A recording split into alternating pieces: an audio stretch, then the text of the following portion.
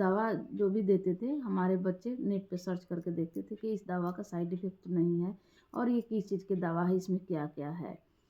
तो दवा कोई मतलब इतना नहीं था कि वो शरीर को हानि पहुंचा सके। दवा बहुत ही अच्छा था, नॉर्मल था। और इन काढ़े का प्रयोग हमने करना शुरू किया। और काढ़े के साथ में मैं जो देती थी मैं आप लोग के बीच में शेयर करना चाहती हूँ कि एक मैं वैद्यनाथ का पुनर्नवारिष्ट चलाती थी और गिलोय शत और अबरक भस्म, ये भी दवा हमें कहीं से मिला। मैंने सुना कि इन दोनों गिलोय शत और अबरक भस्म मिला करके देने से शरीर में हीमोग्लोबिन की वृद्धि होगी, शरीर में ताकत आएगी और नई कोशिका बनेगी, तो इससे किडनी भी रिपेयर होगा। तो मैंने ये दोनों दवा गिलोय शत और अबरक भस्म दोनों बराबर मात्रा में मिला करके और 2 रत्ती सुबह और 2 रत्ती मैं उनको देना शुरू की, सुबह और शाम। और पुनर्नवा जो था, पुनर्नवारिष्ट, वो भी सुबह और शाम देना शुरू की।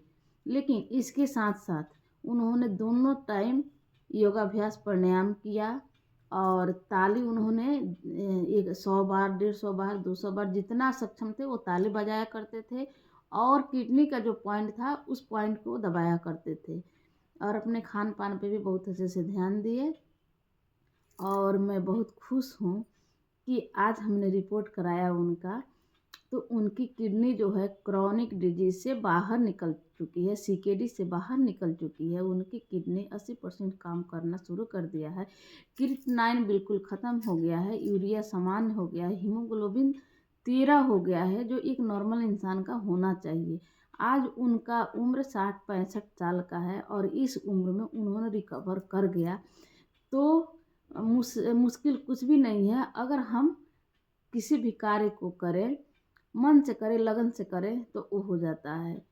तो आज मैं बहुत खुश हूँ कि मेरे पति वो किडनी के खतरे से बाहर निकल चुके हैं और वो अब नॉर्मल ज़िंदगी जी सकते हैं। लेकिन हाँ, बीमारियाँ जब एक बार शरीर में आ जाए तो परहेज़ ज़रूरी होता है और दिनचर्या में जो भी हम बदलाव किए हैं इसको रेगुलर रखना बड़ा ज़रूरी हो जाता है। अगर वो ऐसे करते रहे तो फिर उनको कोई अब चिंता नहीं है, कष्ट नहीं है और कोई अब चिंता की बात नहीं है कि क्या होगा, कैसे होगा। तो इतनी बिगड़ी हुई किडनी आज रिकवर कर गई, वो भी इस उम्र में।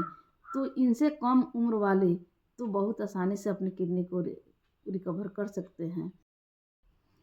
लास्ट में मैं एक चीज़ बताना भूल गई कि मैं उनको त्रिफला, आधा चम्मच त्रिफला रात को शीशे के बर्तन में भिगा के रख देती थी और सुबह उनको वही पानी, त्रिफला का पानी मैं उनको पिलाती थी और ये उनके पेट को साफ़ करने में मदद करता था। और मैंने त्रिफला को दिया। लेकिन कोई भी दवा इसमें मैंने बताई है, जो भी दवा मैंने उनको दिया उस दवा को 1 मंथ, 1.5 मंथ देने के बाद मैं 10 दिन, 5 दिन, 15 दिन का गैप जरूर करती थी। मैं लगातार कोई दवाइयाँ नहीं चलाई हूँ। जितनी भी आयुर्वेदिक दवाइयाँ चलाई हूँ उसको मैंने बीच में गैप रख करके ही चलाया है, क्योंकि दवाइयाँ लगातार लेने से बॉडी ऑब्जर्व कर लेता है, फिर वो फ़ायदा नहीं करता है। तो ये बात तो हम सभी जानते हैं। इसलिए कोई भी दवा चलाएं उसको बीच में कुछ दिन के लिए गैप जरूर दें और विश्वास रखें आप भी ठीक हो सकते हैं इन उपाय से, क्योंकि ये कोई फेक नहीं है। आज मेरी 1.5 साल की जर्नी पूरी हुई है। मेरे पति का तबीयत 20 मई 2023 में ख़राब हुआ था और ये दिसंबर 2024 में उनका रिपोर्ट जा कर के नॉर्मल आया है। Thank you.